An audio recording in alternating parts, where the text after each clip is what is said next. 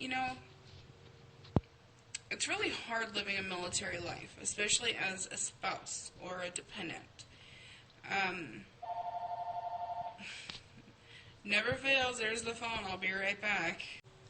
Okay, so I just realized that after I uploaded those videos to YouTube, yes, it's a cigarette, I'm sorry, um, that the first clip before the phone rang was a complete different topic than what I posted on the second half. So let me touch on um, what I was talking about before the phone rang. Military lifestyle as a dependent or a spouse. Tomorrow, I have to say goodbye to somebody that I met here who is just absolutely amazing. I love her. I love her family. And it's going to break my heart to see her go. This lifestyle is not easy. You make friends and then they leave. And that's just the way that it works. Moving around every 3 years kind of sucks, especially when you get older, because you just want to settle down. You don't want to pack up and go all the time. Like, I think that's more of the adventurous side of somebody who still has young adulthood in front of them. I'm rounding 30 years old. This year I will be 30, so maybe it's just my mindset. Maybe it's, I don't know. Nobody really...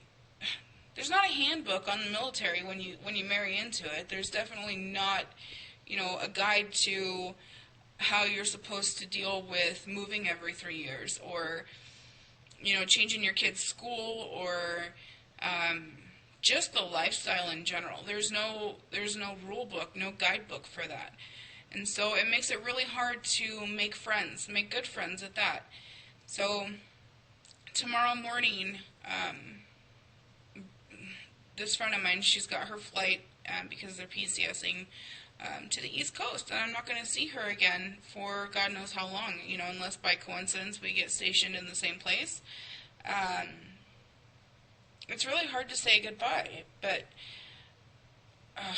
gosh, I try now not to make friends at all, especially with other military wives, because of that reason. I'm one of those kind of people where I don't know, I like to have the physical contact and be able to go, spend time together, hang out, do whatever girls do. But the point is that it's really hard to do that when they're 3,000 miles away, or when they have to go overseas with their husband, or, when they go home while their husband deploys. I've found that long-distance relationships are really, really difficult, but they're usually the best, because it's a non-judgmental situation.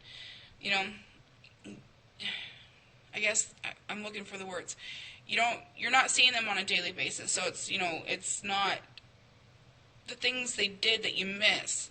It's just the personality, the conversation, it's the times that you laughed, it's all those things that you get to hold on to when they do move, when you move.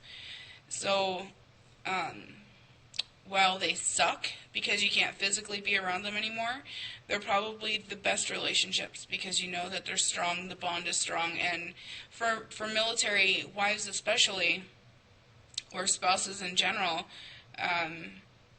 that bond is unbreakable. There are a handful of people who I call friends that are military affiliated, and we could not talk for a year and then pick up the phone and leave off where it just seemed like we talked yesterday. So, it's hard and it sucks, and you just kind of have to get a big ass straw and suck that shit up, as the Marine Corps would say, and deal with it. I'm gonna miss her really, really bad. I'm gonna miss her son and her husband. They're great people. They're a great family, and I just don't like doing goodbyes. Goodbyes stink, and it makes me emotional. And I'll probably end up crying when I see her before she leaves, because it's been that way for like the last month. Every time I see her, I end up crying, because I know that I'm not going to get to see her again. So it's a bittersweet thing. You know, she's happy to be going closer to home, which I can't blame her for. You know, who doesn't want to be semi-near their family, no matter how messed up it might be, their family might be. You know, so I'm happy that she's going to be happy, but I'm sad because she's, you know, she's going, and that's a selfish thing for me. But anyway, so like I was saying, military life isn't everything that people crack it up to be. Like, for some reason, it's got a stigma behind it that we just get handed things, that we're spoiled people, like we're just given everything that we have. And let me tell you, you could not be more wrong. The only thing that I can say that we're handed, if you will, is medical. And yes, while that's a big deal, we still have to pay out of pocket for dental, for vision, just like anybody else. It's getting to the point now where we get a housing allowance, but that's taken, you know, that we don't ever see that money. That doesn't go in our pocket. And while the ranks go up and your pay increases every once in a while, your house doesn't improve. It doesn't get bigger. It doesn't, you know, expand magically because your ball went up, your housing allowance went up. No, they still take that, and, you know, you just deal with what you have.